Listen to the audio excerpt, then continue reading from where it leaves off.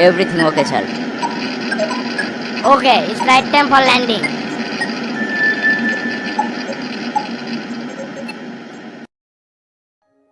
কতদিন পর দেশে যাচ্ছি, মনটা খেলা আনচান করতেছে। কখন যে দেশের যায় পৌঁছামো, এই পথ তো শেষই হওয়ার যাচ্ছে না। সেই কবে দেশের থেকে আসছি, ওস্তাদের সাথেও দেখা নাই, টেরার সাথেও দেখা নাই।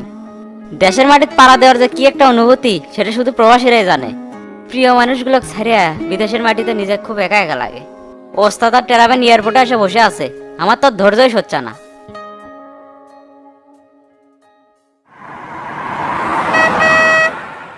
এ টেরা, যেতে যেতেই তো দেরি হয়ে গেল। এমকে মনে হয় প্লেন ল্যান্ড করছে। অনেকদিন পর কালামানিক আসিচ্ছে, ভাবলাম আগেই যাবো, মনে হয় তার হলো না। কি কর্ম ওস্তাদ, আমরা তো সময়লেই বের হয়েছি। ঢাকার ভেতর ঢুকেই যে জ্যাম, সময় কুলাই কেমনে? সেটাই তো দেখতেছি রে, ঢাকা শহরে যে জ্যামের পেরা, মনে হয় আর আসাই যাবিল লয়। এই শহরের মানুষ বেশি কষ্ট পায় তখনই যখন জ্যামের পড়ে। তবে ওস্তাদ, মেট্রো রেল চালু হলে মানুষের ভোগান্তি অনেকটাই কমবে। এই যে আশেপাশে দেখিচ্ছেন না, কত রাস্তার কাজ চলিচ্ছে। তা ঠিক কিছু, মেট্রো রেল চালু হলে আর জ্যাম থাকবি না। মানুষের সুবিধার জন্য দেশের নেতৃত্ব আর কম কাজ করিচ্ছে না। তে গাড়ি না জোরে চলা, কালামানিক বেন এসে বসে আছে। আচ্ছা আচ্ছা, চালাচ্ছি। তা ওস্তাদ, মানিক ভাই কি আবার দুবাই চলে যাবে? আমার এত বড় ব্যবসা বাণিজ্য সব তো কালামানিকে হ্যান্ডেল করিচ্ছে। আগে দেশে আসুক, পরিবেশ পরিস্থিতি বুঝে কি করা যায় না যায়, তখন সিদ্ধান্ত একটা লিলি হবিনি। মানিক ভাই এসে ভালোই আছে, সব শালাকে এখন চিপিত তুলে থাকা যাবে। আমারও গাও শক্তি বেড়ে গেল। এইবার যারা আপনার বিরুদ্ধে ষড়যন্ত্র করবি, তাকে এক এক করে বস্তার মধ্যে তুলে নদীর মাধ্যমে ফেলে। তোর মাথাত খালি মারামারি চিনতে, মানে তোর মতো মাথা মোটা লয়, অবস্থা বুঝে ব্যবস্থা লয়। এত মারামারি করলে লোকে খারাপ করবি, সে হোশ কি তোর আছে? কি করবেন ওস্তাদ, এই পৃথিবীর তার সবাই এক হয় না, ঠান্ডা গরম তো থাকবেই। তবে সত্যি করে একটা কথা কই ওস্তাদ, এবার কিন্তু আমার গরম বেড়ে গেল। নির্বাচনের আগে মানিক ভাইয়ের খুব দরকার ছিল, আর ঠিক সময়ে এসে গেল। বিশেষ তো লোক ছাড়া নির্বাচন করা যায় না, দেশে তো সিটের বাটর দিয়ে ভরে গেছে। তা মানিক যে আসিচ্ছে, তোর ভাবে ভালো মন্দ রান্না করবে কইস নি? হ হ কইছি, 5,000 টাকার বাজারও করে দিছি। মানিক ভাইয়ের জেলে জেলে পছন্দের খাবার সেলে সব রান্না হয়ে গেছে। খুব ভালো করছো। তা টেরা আজকের পথ কিংবা শেষ হয় না। সামনে মোড়টা ঘুরলেই এয়ারপোর্ট, এয়ারপোর্টের 1 নাম্বার গেট দিয়ে মানিক ভাই বাড়াবে। গাড়িটা গ্যারেজ করে এই গেটের সামনে এসে বসে থাকবো আমরা।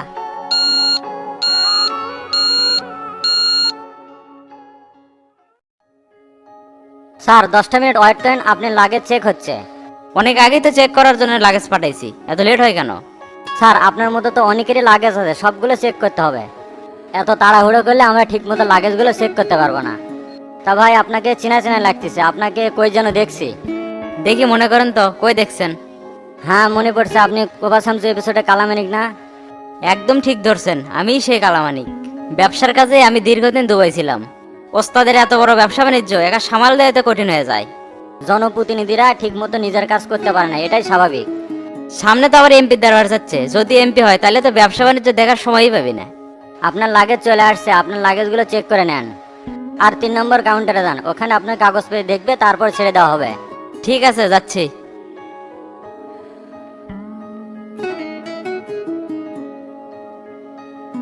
স্যার, আপনি কি দুবাই থেকে আসলেন? জি, আমি দুবাই থেকে আসতেছি। তা কাগজগুলো কি চেক করা হয়েছে?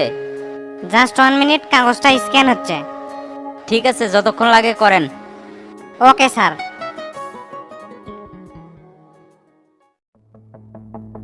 ওস্তাদ, পেলেন তো নামছে সেই অনেকক্ষণ, এখনো মানিক ভাই বাইরে হয় নাকি সব? 1 নাম্বার গেটের মনিটরে দেখলাম দুবাইয়ের প্লেন ল্যান্ড করেছে সেই 2 ঘন্টা আগে।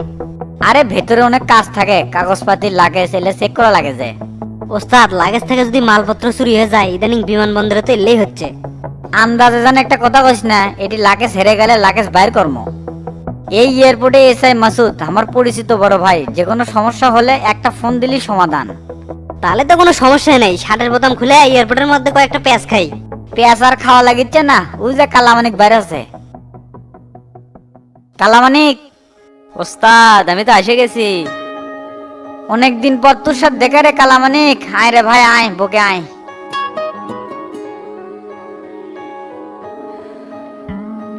তা আসতে কোনো সমস্যা হয়নি তো? লাগেজ টাগেজ সব ঠিক আছে? না, সব ঠিকঠাকই আছে। তার সাথে ভাবি আসেনি? না না, তোর ভাবি আসেনি। মিসে মেয়ে মানুষ এত দূর আসার কি দরকার, বাড়িতে গেলে তো দেখা হবেই নি। তোর ভাবি তোর পছন্দের খাবার রান্না করে রাখছে, কতদিন হলে তুই বাড়ির খাবার খাস না? ঠিকই করছেন ওস্তাদ, বাইরের খাবার আর ভাল লাগে না। তবে আপনাদের দেখে মনটা একদম ভরে গেছে। কতদিন পর আপনাদের মুখ দেখলাম। বিদেশের মাটিতে আপনাদের ছাড়া খুব কষ্টে থাকছি। তা টেরা কি খবর, কেঙ্কা আছো? কত ছোট হয়ে গেলাম তো, আর কত বড় হয়ে গেছো। তা ওস্তাদের কথা কি ঠিকঠাক মতো শুনিচ্ছ? কি যে কর না মানিক ভাই, আমি তো ওস্তাদের সাথে ছায়ার মতো লাগে আছি। বাড়ি চলেন, তাহলে দেখতে পাবেন নি বাড়ির আশপাশে কত কাক খালি কা কা করিচ্ছে। সমস্যা নাই, আমার কাছে লাইসেন্সধারী জিনিস আছে, দুজন মিলে গেল ফটামো। কি কথা শুনলেন ভাই? আজকে রাতে তো আমার ঘুমিয়ে না, বাড়ি যেয়ে কিন্তু দেখান লাগবে ভাই। দেখা দেখির হিসেব পরে তুই না মানিকে হেল্প কর, লাগেজ গুলেন গাড়ি তোল। ঠিক আছে ওস্তাদ, করতেছি। তা মানিক চল, বাইরে গাড়ি ওয়েট করিচ্ছে। আচ্ছা ওস্তাদ চলেন।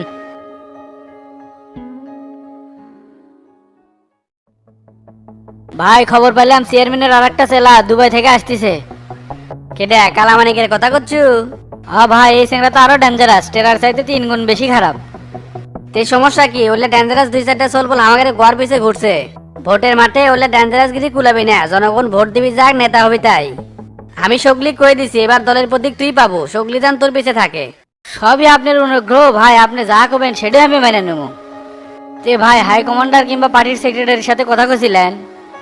এখনো কথা বলিনি, পার্টির সেক্রেটারি একটা প্রোগ্রামে আছে, প্রোগ্রামটা শেষ করলেই ফোন দেবো। বুঝিসই তো, এত বড় পার্টির সেক্রেটারি সবসময় ব্যস্ত থাকে, আমাকে আবার কষে রাত্রেবেলা ফোন দিও। যদিও দিনের বেলা ভালোভাবে কথা হয় না, কিন্তু তোকে পারাবারের জন্য ফোন দেওয়া লাগে। লেন, এত চাপ নেওয়ার দরকার নাই, যদি সমস্যা হয় আপনি রাতেই ফোন দেন। এদিকে আমি ব্যক্তিগতভাবে সকল প্রস্তুতি নিছি, খালি উপর থেকে হুকুমের অপেক্ষায় আছি। আল্লাহ আল্লাহ করে যদি এমপি চেয়ারে বসে পারি ভাই, আপনি যা করবেন আমি তাই শুনবো, আপনার বাহিরে কোনো কিছু করবো না। সেটা তো ঠিকই আছে, কিন্তু তোমার যে মাঠ খারাপ সেটা কি তুমি জানো? খালি যে প্রস্তুতি নিচ্ছ, তুমি কি এমপি হওয়ার পারবে? আমার তো মনে হচ্ছে পারবে না। তাহলে আপনি আছেন কিসে? ক্ষমতা থাকতেও যদি ভোটে যেতে লাগে তাহলে কেঙ্কা করে হয়? আপনি খালি প্রশাসনটা ম্যানেজ করেন, বাকি কাম আমি করবো। আপনার কথা তো প্রশাসন আবার খুব শোনে। সব সময় ক্ষমতা দিয়ে ভোট হয় না, তুমি কি ভোট কারচুপি করে জিততে চাচ্ছ? প্ল্যান বি তো রাখাই লাগবে, আমরা যদি ক্ষমতা না পাই তাহলে কিন্তু ভাই এই এলাকা ছাড়া লাগবে। আগে তো খালি টেরা আসছিল, এখন তো কালামানি কাবারে অ্যাড হলো, পরিস্থিতি সামলান খুব মুশকিল হয়ে যাবে। শালার চেনা ফেরা গুলো মোটেও সুবিধার নয়, কখন ম্যান হুটাট করে অকম করে বসে। হাই হাই রে, তোমাকে রে যারো ভয়, ইনকে ভয় হলে না এলাকার থাকা যাবি না, সুন্দরবনে যা বসবাস করা লাগবি। মিয়া, রাজনীতি করবে গেলে কলজেত বল রাখা লাগবে, তোমার তো দেখেছি কলজাই নাই, খালি ফেফড়া। আচ্ছা, এলাকার ঢুকতে একটা জিনিস খেয়াল করলাম, নদীর পাড় দিয়ে ওগুলা কি হচ্ছে? সরকারি কোনো বরাদ্দ আছে নাকি? কোনো বরাদ্দ আসেনি, শামসু নিজের টাকা দিয়ে এল্লা করিচ্ছে ভাই। মাথায় তো চলে না, শালার বেটা এত টাকা কুটি পেল। শফিক, শামসুর প্রচুর টাকা, ব্যবসা বাণিজ্য মিলে 1-1.5 কোটি হবেই। ইউনিয়নের চেয়ারম্যান তো শখ করে আছে, এখন তো আবার এমপি ইলেকশন করবে চাচ্ছে। এর থেকে তুমি কি বুঝলে শফিক? না তো, আমি তো কিছু বুঝতে পারছি না। তুমি তো কিছু বুঝবেই না, খাওয়া খালি ঘুম পারো, এত সহজ হয়ে চললে রাজনীতি হবে না। নিশ্চয় এর পেছনে শামসুর কোনো উদ্দেশ্য আছে, দিন শেষে কিন্তু শামসুর গ্রামের টাকা ফায়দা লুটবি। শোনো, এই পৃথিবীতে মানুষের টাকা কোনোদিন বেশি হয় না, যতক্ষণ পর্যন্ত না কবরে ঢুকবি। কথা আপনি ঠিক করেছেন, টাকার লোভ কিন্তু দুনিয়ার সব মানুষেরই আছে। তবে ভাই, মাঝে মধ্যে কিন্তু আপনার শামসুর হয়ে কথা কন, এটা কিন্তু আপনার মানা লাগবে। ধর মিয়া, আমি তো তোমাকে বাস্তবতা বললাম, তুমি আবার উল্টা পাল্টা বুঝিচ্ছ কে? শামসুক তুমি যতটা সহজ মনে করো ততটা সহজ কিন্তু ওই নয়। শালার চ্যাংড়াটা কিন্তু খুব কঠিন মাল, সুযোগ পাইলে কাউকে ছাড়বি না। ওই শালার চ্যাংড়া আমার সাথেই থাকলো, আমি চেয়ারম্যান বানালাম, কি হলো না হলো হঠাৎ করে এবার পাল্টি খেলো। শামসু হলো সুবিধাবাদী লোক, আগে আপনার কাছ থেকে সুবিধা পাচ্ছিল তাই আপনার কাছে আসিল। তবে ভাই, আমার মনে হয় আপনার এই অবস্থার পিছনে শামসুর হাত আছে। অবিশ্বাসের কিছু নাই, হতেও পারে। তো তার কেসটা যখন মীমাংসা করার জন্য মজনুর বাবার সাথে কথা বললাম, তখনই শামসু আমার সাথে শত্রুতা শুরু করে দিল। পার্টির লোক বিপদে পড়ছে, তখন আমি যদি সাহায্য না করি তাহলে কি তোদের সাথে আমার বেইমানি করা হলে? আমার ডিকশনারিতে বেইমানি বলতে কোনো শব্দ নাই। এই জন্যই তো আপনার পিছে এতদিন হলো আছি, যে আপনি লোক সলিড।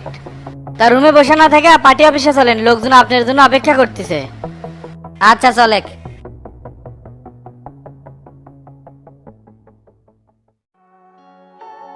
ভাবি, মানিক ভাই বেলে আসিচ্ছে। মানিক ভাইয়ের চেহারা তো ঠিক মতো মনে করে পারিচ্ছি না। আর মনে করবার পারবো কেঙ্কা করে? ওই যখন দুবাই যায় তুই তখন ছোট আছিলু। মা ঘরের কাছ থেকে অনেক গল্প শুনছি, মানিক ভাই নাকি অনেক ভালো মানুষ। তারপরেও টেরা ভাইয়ের সাথে চলাফেরা করে আমি বুঝতে পারছি, কারণ টেরা ভাই তো মানিক ভাইয়ের কাছের লোক। হরে, টেরা আর কালামানি খুবই ভালো চেংড়া, তোদের ওস্তাদ তোদের দুইজনা খুব ভালোবাসে। তোক যে আইনালের দোকানের থেকে সিমাই আর চিনি আনবার পছন্দ আনছু। এ রে, আমার তো মনেও নাই। আপনি এনা দেরি করেন, আমি দৌড় মেরে জেলিয়ে এসেছি। গোল্লা চেংরা খুব ভালো, কথা করলে কথা ফালায় না, চট্টস করে সব কাম করে। কাছের চেহারা বেড়া ইনকে ভালো হলে জীবনে অনেক দূর যাওয়া যায়। হ চাচা, আপনি ঠিক কথাই কছেন। শামসুর আশেপাশের লোকজন খুবই ভালো। ওই নিজে না খায় ওদেরকে খাওয়ায়। শামসু হলো এইরকম লোক। আরে মা, এই জন্যই তো শামসুকে এত মানুষ ভালোবাসে। এই যুগে আসে এরকম ভালো মানুষ খুব কমই পাওয়া যায়।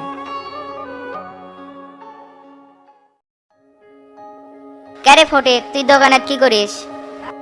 এমপি সাহেবের জন্য সিগারেট কিনে বেড়াচ্ছে, তে শুনলাম মানিক ভাই বলে যাচ্ছে।